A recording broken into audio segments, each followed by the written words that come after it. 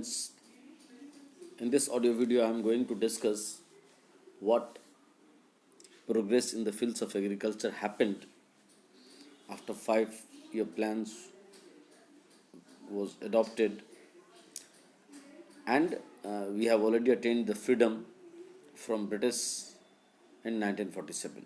So, between 1947 and 1990,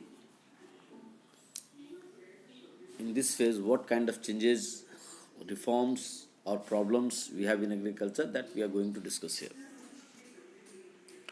Agriculture.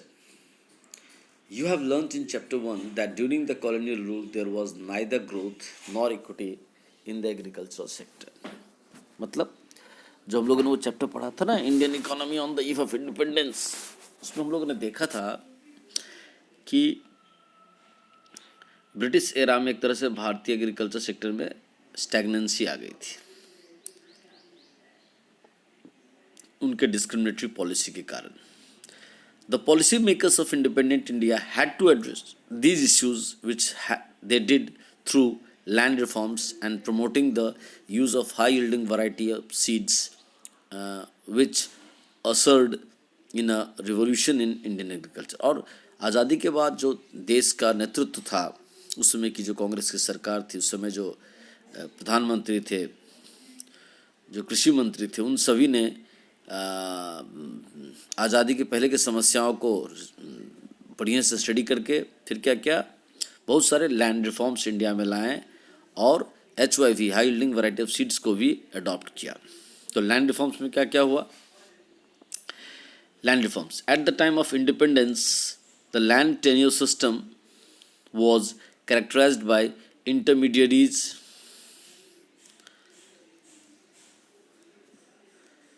called zamindars, jagirdars, who merely collected rent from the actual tillers of the soil without contributing towards improvements on the farm. मतलब अंग्रेज़ों के द्वारा बनाई गई जो व्यवस्था थी उसमें बहुत सारे मिडिलमैन थे, ज़मींदार लोग थे, जागीरदार लोग थे.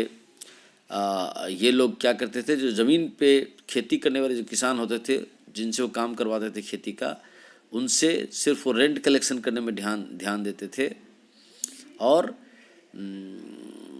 जो आमदनी होती थी फिर वो अंग्रेज़ों को देते थे रेंट, उसका कुछ हिस्सा वो लोग फार्मिंग के इम्प्रूवमेंट पर खर्चा नहीं करते थे. ये ब्रिटिश समय तक स्थिति थी. तो the low productivity of the agriculture sector forced India to import food from the United States of America. देश आज़ाद हो गया लेकिन हमारा एग्रीकल्चर सेक्टर की स्थिति गड़बड़ थी, मजबूर होकर के भारत को USA से फूड इम्पोर्ट करना पड़ रहा था. और ज़मीन कुछ ही लोगों के हाथों में था, ज़मींदार उसके कंट्रोल कर रहे थे पूरे देश भर में. Equity in agriculture called for land reforms which primarily refer to change in the ownership of land holdings. मतलब कृषि में इक्विटी समानता लाने के लिए लैंड रिफॉर्म्स पर जोर दिया गया, भूमि सुधार पर जोर दिया गया और ओनरशिप, भूमि स्वामित्व जो ज़मीन का था, लैंड होल्डिंग्स का था, उसके पैटर्न को बदला गया, उसके तरीके को बदला गया. Just a year after independence steps were taken to abolish intermediaries and to make the tillers the owners of land. ठीक आज़ादी के 1 साल बाद ही हाई लेवल कमेटी बैठी और उन्होंने निर्णय ले लिया, सिद्धांत ले लिया कि ये जो बीच में इंटरमीडिएट्स हैं, ज़मींदार से, जागीरदार से, इनको हटाना है, ख़त्म करना है और जो स्थानीय लोग जो ज़मीन पर खेती करते हैं उनको उस ज़मीन का मालिक बनाना है. The idea behind this move was that ownership of land would give incentives to the tillers to invest in making improvements provided sufficient capital was made available to them. मतलब ये जो आइडिया आया कि स्थानीय स्तर पर लोगों को ज़मीन का मालिक बनाओ, क्योंकि जब हम खुद ज़मीन के मालिक होंगे तो हमको एक इंस्पिरेशन मिलेगा कि ये ज़मीन मेरी है, अब हमको किसी को लगान नहीं देना है, कोई हमारे ऊपर बर्डन प्रेशर नहीं देगा कि आप इसी चीज़ की खेती करो, हमारी जो मर्जी हम खेती करें. और लेकिन एक समस्या रही गई कि जो फार्मर्स लोगों को कुछ इन्वेस्टमेंट करने पड़ेंगे खेती के काम को सुगम बनाने के लिए. वो कैपिटल इन्वेस्टमेंट होगा अगर वो उनकी सुविधा उन लोगों को मिले, प्रॉपरली इरिगेशन सिस्टम ठीक हो.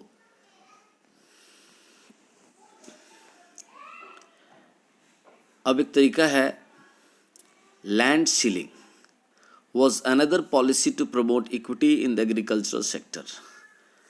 जमीन की मैक्सिमम लिमिट किसी के पास कितना होगा, अधिकतम कितने जमीन का वो मालिक बन सकता है, वो एक लिमिट तय कर दिया। इसी को कहते हैं land ceiling.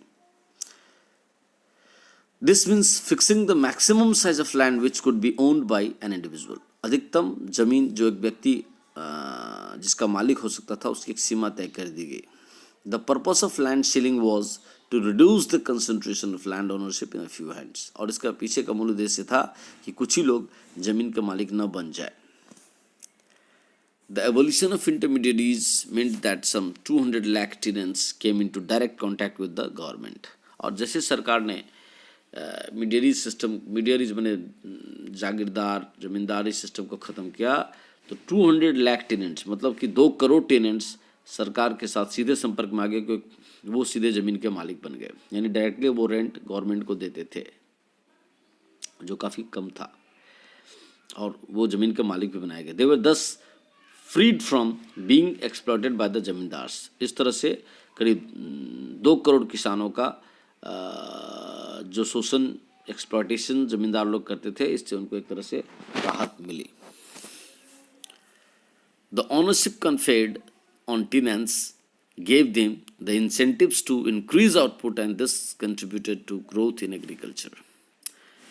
The ownership conferred on tenants मतलब किसान लोग थे जो खेती का काम खुद करते थे, जब ओनरशिप उनके हाथ में आ गई, अब वो सिर्फ मजदूर मात्र नहीं, मजदूर प्लस ज़मीन के मालिक दोनों हो गए, तो ये उनके अंदर एक इंसेंटिव का काम किया, प्रेरणा का काम किया, मोटिवेशन का काम किया और वो दिल से ज़मीन पर खटने लगे तो इंक्रीज आउटपुट में बढ़ने का चांसेस हुआ, बढ़ा भी, लिखा भी है। And this contributed to the growth in agriculture, और इसके कारण भारतीय कृषि में विकास हुआ।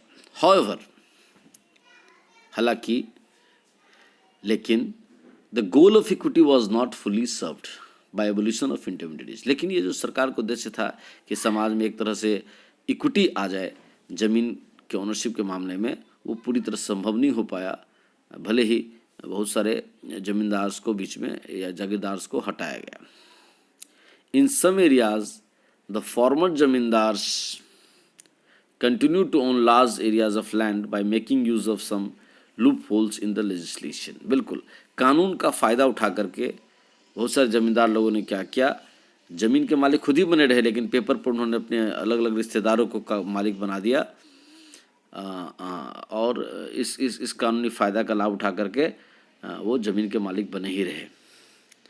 There were cases where tenants were evicted and the land owners claim to be self cultivators the actual tillers. हाँ, और कागज़ पर मालिक बनने के बाद, अपने रिश्तेदारों को मालिक बनने के बाद, उन्होंने उनके खेतों में काम करने वाले जो टेनेंट्स थे उनको हटा दिया, ये बोल करके कि हम लोग खुद यहाँ खेती करते हैं, हम लोग इस ज़मीन के मालिक हैं। Claiming ownership of the land and even when the tillers got ownership of land the poorest of the agriculture labourers such as share croppers and landless labourers did not benefit from land reforms. यानी ये जो land reforms का प्रयास किया गया कि ज़मींदारों से ज़मीन छीन करके उस तबका को ज़मीन दिया जाए, लैंड दिया जाए जो लैंडलेस है, समाज के लोगों ने ही कानूनी लूपहोल्स का फ़ायदा उठा करके अपने ही रिश्तेदारों को, रिलेटिव्स को, नियर वंस को के नाम से ज़मीन रजिस्ट्री करवा दी और जो मज़दूर लोग थे उनको हटा दिया, ये कह के कि हम लोग ही इस ज़मीन के मालिक हैं और हमारे पास जितना ज़मीन है उस सरकार का जो लिमिट है उससे ज़्यादा ज़मीन हमारे पास नहीं है, जो सरकार हमसे ज़मीन छीन भी नहीं सकती है। तो जो सरकार का प्रयास था कि जो टेनेंट, जो टीलर्स, जो ज़मीन पर खेती करके अभी तक मज़दूर ही बन करके कमा खा रहे थे, वो ज़मीन का जो उनको ज़मीन का मालिक बनाने का जो सपना था सरकार का, वो पूरी तरह बेनिफिट में नहीं आया, पूरी तरह से लागू नहीं हो पाया, हर क्षेत्र में लागू नहीं हो पाया। लोगों ने कानूनी दाव पेच खेल करके इसको अपने ही पास, जमींदारी सिस्टम को एक तरह से दूसरे तरीके से अपने नेतृत्व में ले लिया। The land ceiling legislation also faced hurdles. अब ये जो जमीन की मैक्सिमम सीमा किसके पास कितनी होगी, इसका जो विधेयक लाया गया संसद में, लोकसभा राज्यसभा में, उसमें भी बहुत सारे हर्डल्स, बाधाएं आई। The big landlords challenge the legislation in the court. जो बड़े बड़े जमींदार, सुखी संपन्न परिवार वाले लोग थे, उन्होंने इस तरह के विधेयक को कोर्ट में चैलेंज कर दिया, डिलेइंग इट्स इम्प्लीमेंटेशन। और इस तरह से क्या हुआ कि ये जो कानून पास किया गया था उसको लागू करने में डिले कर दिया, विलंब करवा दिया। They use this delay to register their lands in the name of close relatives. और जब तक इधर कानून पर रोक लग गया, इधर लोगों ने चालाकी से अपने ही रिश्तेदारों को नियर वंस डियर वंस के नाम से ज़मीन का रजिस्ट्री करा करके दिखा दिया पेपर पे कि भाई देखो, मैं तो इस ज़मीन का कभी ज़मीन का मालिक हूँ, और वही ज़मीन सब अलग अलग 5 बीघा, 2 बीघा, 4 बीघा, 10 बीघा पे अपने अलग क्लोज वन रिलेटिव्स के नाम से रजिस्ट्री करवा दिया। तो कानूनी रूप से ये दिखने लगा कि हाँ भाई, एक व्यक्ति तो इतना ही ज़मीन का मालिक है जो ज़मीन उससे हम लोग छीन नहीं सकते। तो कानूनी दावपेच का लोगों ने बड़ा फ़ायदा उठाया। The legislation also had a lot of loopholes which were exploited by the big landholders to retain their land। हाँ, और कानून में भी बहुत सारे खामियां थी जिसका फ़ायदा उठा करके बड़े ज़मींदारों ने ज़मीन को अपने ही पास घुमा फिरा करके रखा। Land reforms were successful in Kerala and West Bengal. सिर्फ जो ज़मीन सुधार का काम था वो 2 ही जगह ज़्यादा सक्सेसफुल हुआ, एक केरला में और एक बंगाल में। Because these states had governments committed to the policy of land to the tiller. क्योंकि यहाँ सरकार दृढ़ निश्चय थी कि हम ज़मींदारों से ज़मीन छीन करके वहाँ लोकल खेती करने वाले लोगों को ही देंगे, और उस पर काफ़ी स्ट्रांगली अमल किया। अनफॉर्चुनेटली, दुर्भाग्यवश, other states did not have the same level of commitment. और अन्य राज्यों में वहाँ की जो गवर्नमेंट थी, जो स्टेट गवर्नमेंट थी, वो इतनी कमिटेड नहीं थी, उतनी डिटरमाइंड नहीं थी। And vast inequality in land holdings continues to this day. अभी भी उन सब राज्यों में आप देखोगे कि कुछ लोग सुखी संपन्न ज़्यादा हैं, काफ़ी बहुत बड़े ज़मीन के मालिक हैं, और कुछ लोगों के पास ज़मीन की क्राइसिस है। तो land holding, land ceilings, land reforms आदि हुए, कुछ अच्छाइयाँ भी हुई, लेकिन समाज का एक बड़ा तबका अभी भी ज़मीन से वंचित रहा।